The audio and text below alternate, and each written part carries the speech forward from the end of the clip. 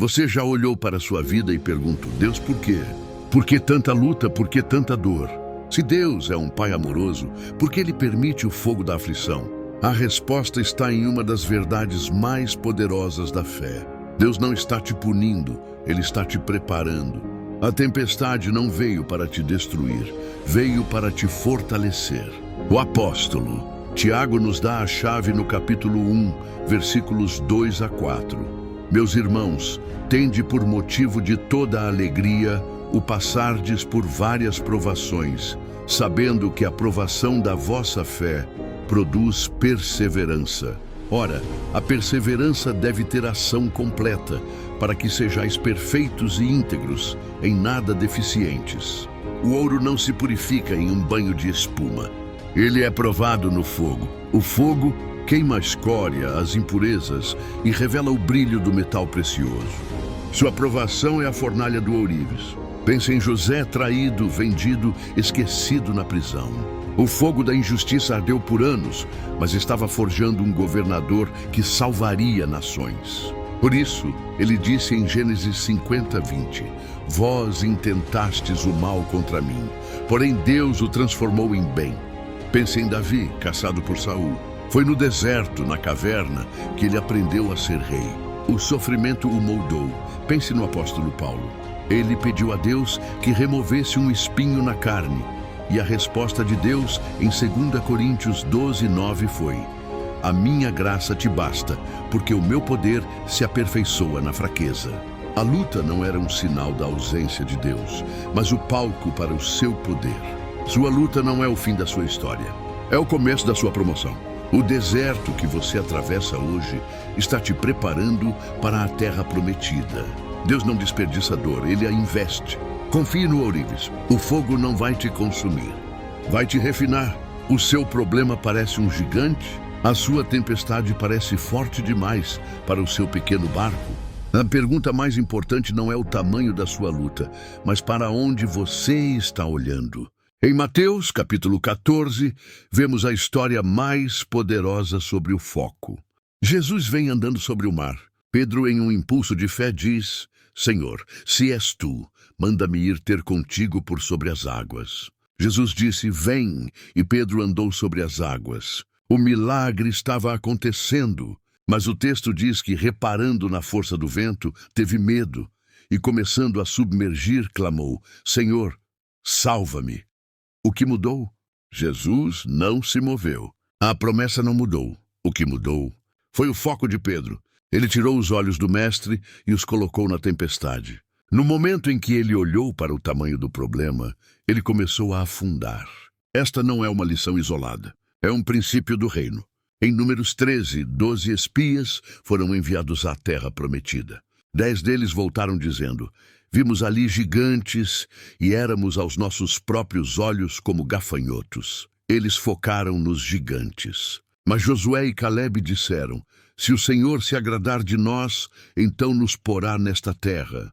Não os temais. Eles focaram na promessa de Deus. Davi, diante de Golias, em 1 Samuel 17.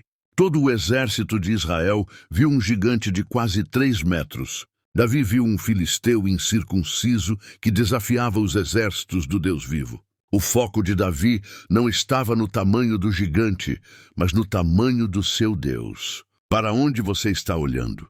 Para o relatório médico ou para o Deus que cura? Para a conta bancária vazia ou para o Deus que provê?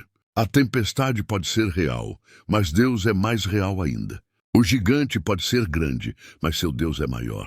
A lição de Pedro é para nós hoje: pare de olhar para as ondas. Hebreus 12:2 nos ordena: olhando firmemente para o autor e consumador da fé, Jesus. Fixe seus olhos nele, e você andará por cima daquilo que ameaçava te afogar.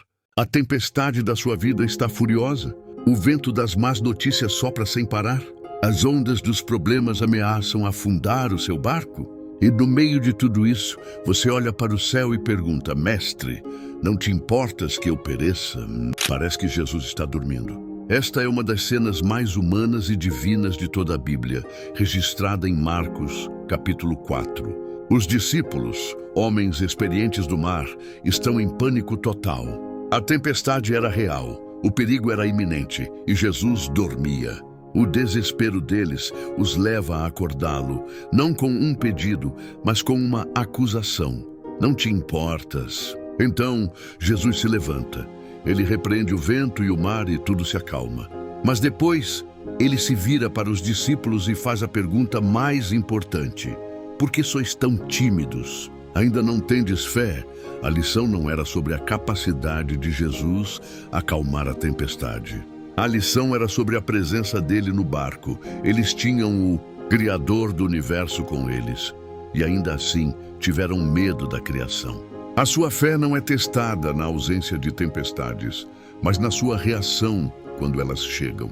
Deus nunca prometeu que não haveria fogo, mas prometeu estar conosco nele.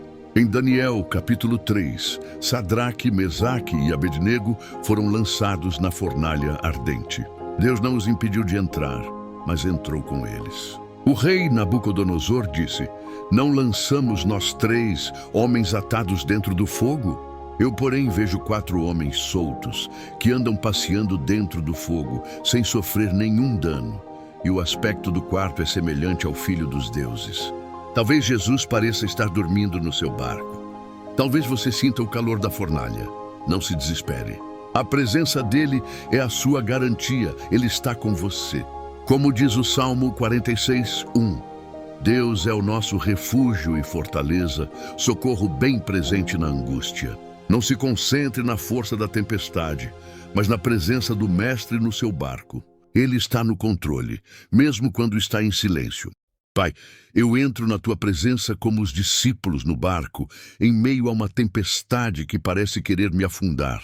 O vento sopra forte, as ondas se levantam, e o meu coração grita como eles em Marcos, capítulo 4. Mestre, não te importas que eu pereça? Perdoa a minha incredulidade. Ensina-me que mesmo quando pareces dormir, tu estás no barco. A tua presença é a minha segurança. Eu não preciso que a tempestade pare agora. Eu preciso da fé para saber que tu estás comigo nela, assim como o 4º homem na fornalha de Daniel, capítulo 3. Senhor, eu confesso que tenho agido como Pedro. Tu me chamaste para andar por cima dos meus problemas, para caminhar pela fé. E por um momento eu andei, mas como ele em Mateus 14, eu reparei na força do vento. Eu tirei os meus olhos de ti e os coloquei no tamanho das ondas e comecei a afundar.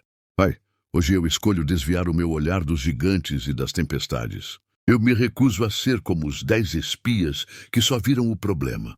Eu quero ter a visão de Davi diante de Golias. Ajuda-me a fixar os meus olhos em ti, o autor e consumador da minha fé, como nos ordena Hebreus 12, versículo 2. E quando a dor for intensa, quando o fogo da provação queimar, lembra-me, Pai, que tu não estás me punindo, estás me preparando.